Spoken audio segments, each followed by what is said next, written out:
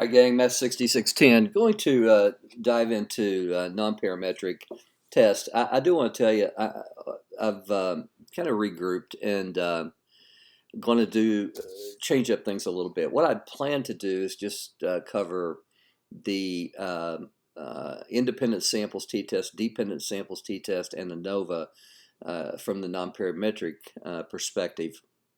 But I think what I'm going to do, I was going to go into these two techniques in a lot more detail and show you, how the rank sums are calculated. And I started thinking, does that really matter at this stage? You can look that up if you're interested. I'll make some passing comments on it, but for the most part, I think I would rather, um,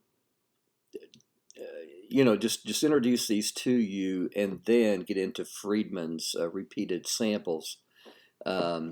In the next video. So I'm going to add a little bit more content than I had intended to, but I'm going to, I don't know, put in mock speed, if you will, go through these two procedures.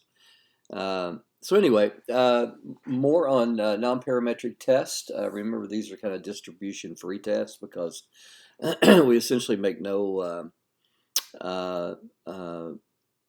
assumptions. Put very little emphasis on the assumptions. Now, the assumptions that we do make in the independent samples case, that we do have truly independent samples, are not related. And the two techniques that we use here, actually we just use the latter. Mann-Whitney, there's actually not a command in R, at least that I know of, where you can conduct the Mann-Whitney test, but it's equivalent to Wilcoxon's rank sum test, which we will use that command. And the other thing I'd like to demonstrate in this video is two dependent samples, or matched pairs. And what we use here is called a Wilcoxon signed rank test, not to be confused with Wilcoxon's rank sum test, when we have a design like this. And effect sizes, turns out they're really, really easy to calculate. Don't have to do much work there. So what I would like to do, let's just look at some data. So I have this data from a previous problem, and but I would like to focus in on just District C in District W. So there's multiple ways to do this. First of all, I could have just deleted these rows in Excel, resaved the file, imported it into R. That's probably the most straightforward approach. Another thing I could do is do select cases. Sometimes that's a little bit temperamental. So what I kind of prefer to do is use the a subsetting, or I should say creating a new data frame option. And it's really easy to do. I'm just going to call this new data. Now again, what's the motivation for this? This data set was appropriate when I wanted to conduct an ANOVA because we have three school districts, C, E, and W. But I want to demonstrate a two independent samples t-test from a non-parametric perspective, so I just need two groups. Then again, multiple ways to do this. I'm just showing you one. The first thing you do is you enter in the name of the data set. And since this data was, saved data, right? I'm going to put that there. Next thing I want to do is I want to subtract out rows. No, I don't. I'll tell you what. I'm not. Instead of subtracting, I'm just going to tell it what I want to use. So I want to run from 1 to 54, and I want to include 109 to 162. So I'm going to do that like this. What you do in the data command, in this command where we're subsetting, is you first enter the row information that you either want to delete or keep, and then you enter the column information. So I'm going to let R know that using the C command that I want to keep 1 from 54. What did I say? 109, wasn't it? I believe. Yeah. And I want to keep 109 all the way to 162. Now, put my comma, I have to leave a blank space there to let R know that I do not want the columns manipulated. And so this should work. Obviously, attach it. It's the easiest way to let R know that's the data set we want. And I typically wouldn't, I don't like to clutter up my workspace, but I typically wouldn't do this. But notice that now only thing I have remaining are C's and W's. All right, cool. Now notice that the ID, the numbering is off, but I've demonstrated previously if you need ID numbers reassigned. I demonstrated that in a previous video. Easy to do, but I don't care about that. All right, so first thing I may want to do, I don't know, I may want to run, so what do we have here? Score and district. All right, so I may want to run score over district, and I may want to look at Shapiro test. And I see that I am violating the normality assumption for district C. I'm violating the normality assumption for district E. Let's take a look at library car. We need to install it before we can run the Levine test. And again, we have score over district. And we can see that we do not violate the equal variance assumption. Now, but what trumps all of this, in my opinion, is the way that this problem was set up previously. Remember, these scores are from a survey. So I don't care what I get down here in terms of the normality test or equal variance test. If we have survey Likert data, we are forced into the arena of non-parametric test. So what I'd like to do is just demonstrate to you the independent samples t-test. It turns out it is super easy to run with R. The command is just Wilcox test. I think that Wilcox maybe needs to be capitalized. I'm not sure. We'll find out, right? And I want to run score over district just as we would before. I do not yet want a paired t-test. That'll happen here in just a few minutes. And I want my exact calculation to be equal to false. And I want the continuity correction, I believe that's just correct, to be false. Now, let me explain just briefly what is going on right here. The pair should be obvious. We do not have a matched pair dependent samples t-test, so that should be false. The exact calculation is a little strange. What R does, it gives you the option of getting an exact test or a normal approximation. It turns out that if we leave the default, then if our sample size is below, I think 30 or maybe 40, I forget, and then it'll use the exact p-value calculation method. If it's above 40 and we have no ties, it uses, or 30 or 40, whatever it is, it uses the normal approximation. In the case where we have ties, the exact test won't work, so I don't feel like thinking about all that. I just always put exact equal false here, and so we will get a normal approximation method for our p-value. The continuity correction, I always set this at false. To me, it's a no-brainer. If this is set as false, then the continuity correction should also be set at false. All right, so we'll find out. So I guess it is lowercase w. We don't run summary model as we typically would. All we do is just type model, and we get our rank, Wilcoxon rank sum test result. Tunnel vision on the p-value, 0.59, so we failed to reject the null. The null is exactly what you would think it would be. That the median for district C equals the median for district W. And of course, the alternative is that the medians are not equal. Now, when reporting these results, okay, let's I'll get the cart in front of the horse here. Let's go ahead and run the effect size. The effect size is really easy to calculate. It's just we use R, which has the threshold from 0.1 to 0.3 to 0.5 for small, medium, large, respectively. But it uses the Z statistic for the test. Well, if you come over here, you see we don't have a Z statistic. We have the W. But what we have is we know that the p-value has to be 0.5932. So what we do is we use the information we know about a test statistic Z. First of all, we have mean 0,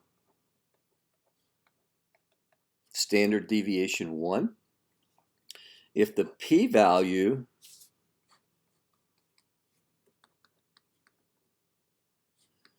equals 0.5932, that means that half of this had to go in that area and half of it had to be in that area. So if we can find the Z, either that separates this area from the rest of the distribution or this area from the rest of the distribution, then we can find the Z value that corresponds to a p-value of 0.5932. That's going to be super easy to do. We'll just use our, so what is 0.5932 divided by 2?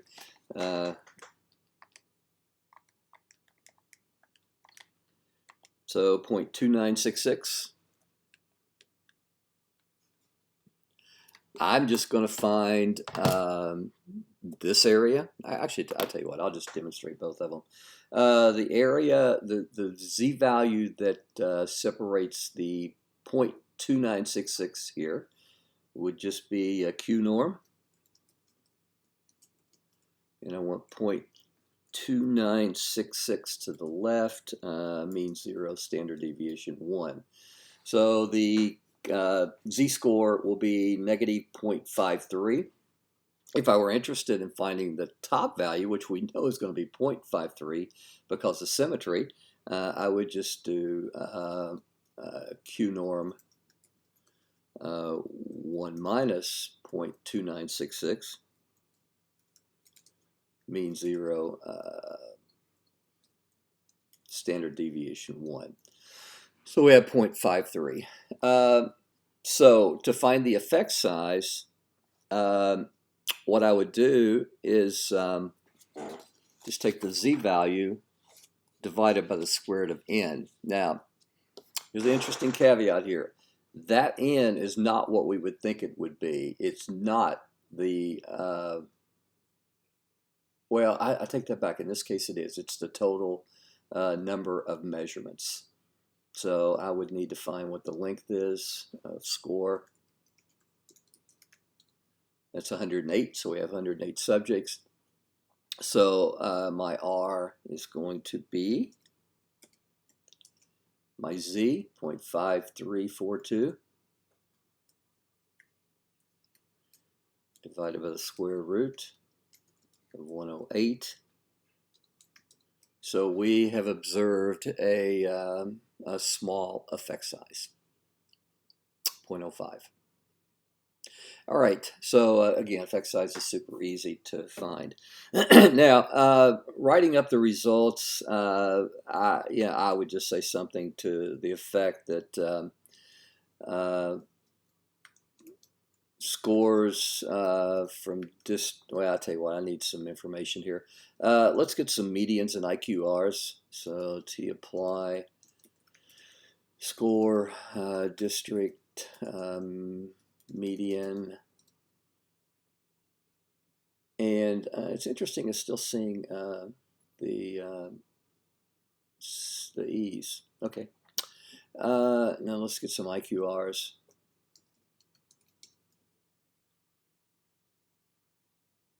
And let me just make sure something wacky isn't going on here with district. Okay, all right, so it's not recognizing that. So I would say something to the effect that scores um,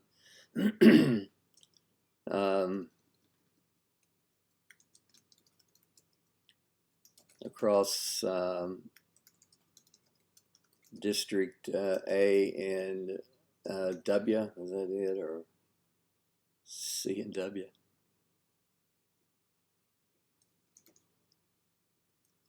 Were not significant. I would report the 11544.5.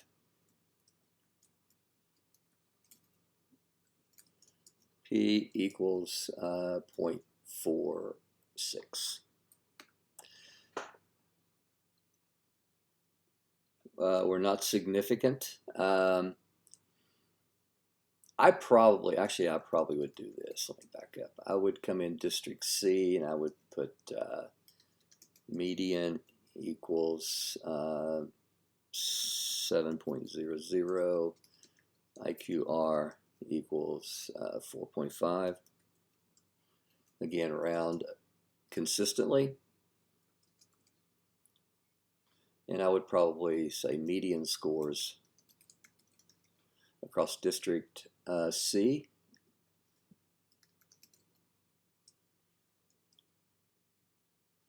Wait a minute. The median is 7. Okay, so the median is 6. Sorry, gang. Struggling with this for some reason.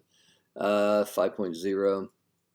Or not significant. And then I would say R equals, what was our effect size? 0.05. Something like this.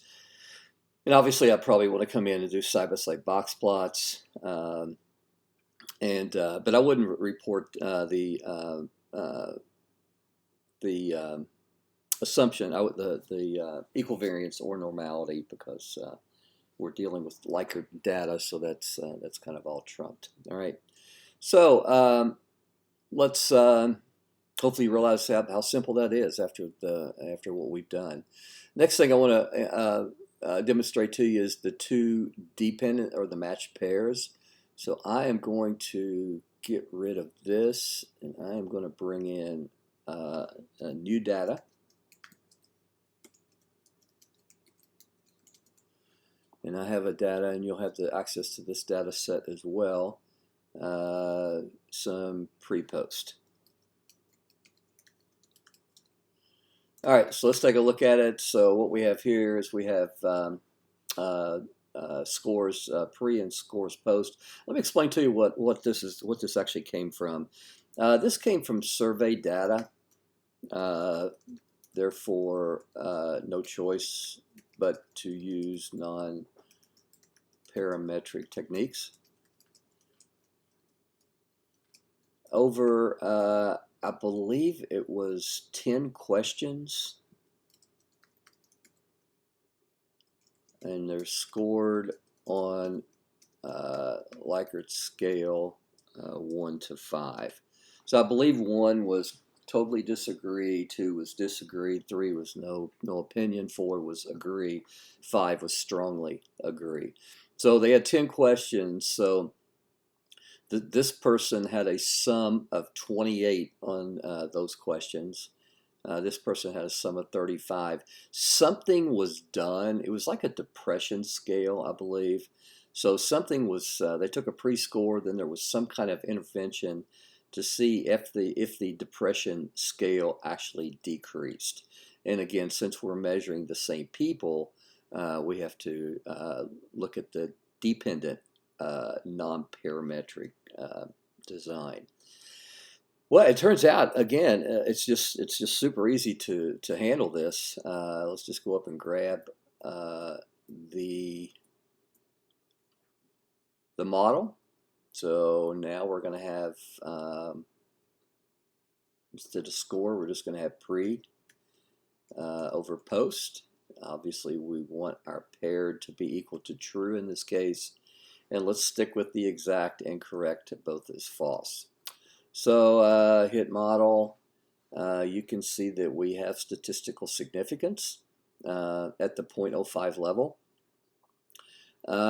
So we are observing a difference in median pre-test score and median post-test score.